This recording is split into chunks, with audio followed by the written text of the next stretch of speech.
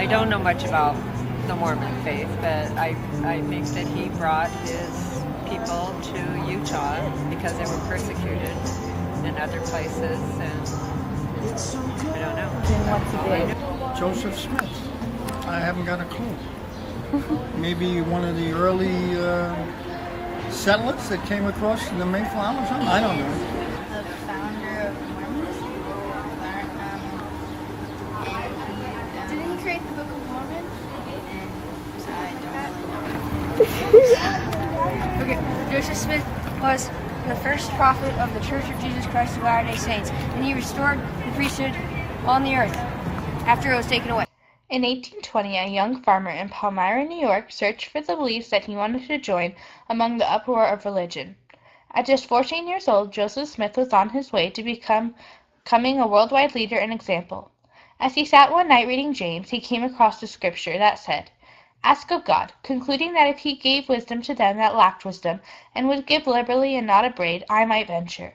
He was then impressed to pray and give guidance on which religion to join. The next day he went out into the woods where he could be alone in the quiet. He knelt down and prayed and saw two personages, claiming to be God the Father and his Son Jesus Christ, which told him to join none of the churches, but to restore the early Christian church from when Christ was around that had died off with his last apostle. They told him of ancient golden plates that were about the history of a Judeo-Christian ancient American civilization. He was told by these two personages that he would later translate these golden plates. He writes of his encounter in Joseph Smith history, saying, "I saw a pillar of light exactly over my head, above the brightness of the sun, which descended gradually until it fell upon me. Within the light one of the personages called my name and said, 'This is my beloved Son, hear him.'" 3 years later, when Joseph was 17, he was lying in bed when he saw a bright light, claiming it was an angel, who told him to get the golden plates and to translate them from an ancient Egyptian language to English. Just 7 years later, in 1830, the book was published worldwide. Joseph Smith married Emma Hale on January 18, 1827. During their 17-year marriage, they were parents to 11 children, 2 of whom were adopted. Joseph and Emma's first 3 children died within hours of their birth. In 1831, they adopted twins, one of which, a boy, died before reaching his first birthday. Over the next 12 years, Emma gave birth to 6 more sons. 4 of whom survived in infancy. The youngest was born 5 months after Joseph's death.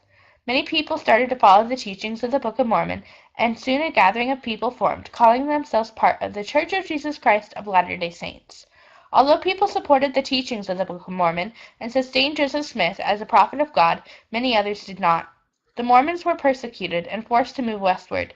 They were beaten, burned, shot, and killed by mob members and other ralliers opposing their opinions. Joseph and his brother were thrown in an Illinois jail on false charges of riot and treason after surrendering themselves to the law to try and stop the persecution. Joseph and his older brother Hiram were shot to death on June 27, 1844, by a mob of 150 to 200 men. Joseph was 38 and Hiram was 44. On June 28th, the bodies of Joseph and Hiram were prepared and laid out for the estimated 10,000 mourners to view, and on the following day were buried secretly to avoid further attacks or desecration by mobs. Just over 15 million people in today's modern Earth see Joseph Smith as one of the greatest leaders to affect their modern lives, yet so many others have never even heard his name. Today, many people still continue to follow the teachings of the Church of Jesus Christ of Latter-day Saints. Today, there are 144 temples and 15,082,028 members worldwide. There are 29,253 congregations and 189 published language of the Book of Mormon. In the mid-1800s, Boston mayor and nationally known writer and publicist Josiah Quincy wrote, "At some future time the question may be asked, What great American has done more to mold the minds and destiny of his countrymen than any other man upon this continent? Absurd as it may seem to some, it is not improbable that the answer to that question will be Joseph Smith, the Mormon prophet."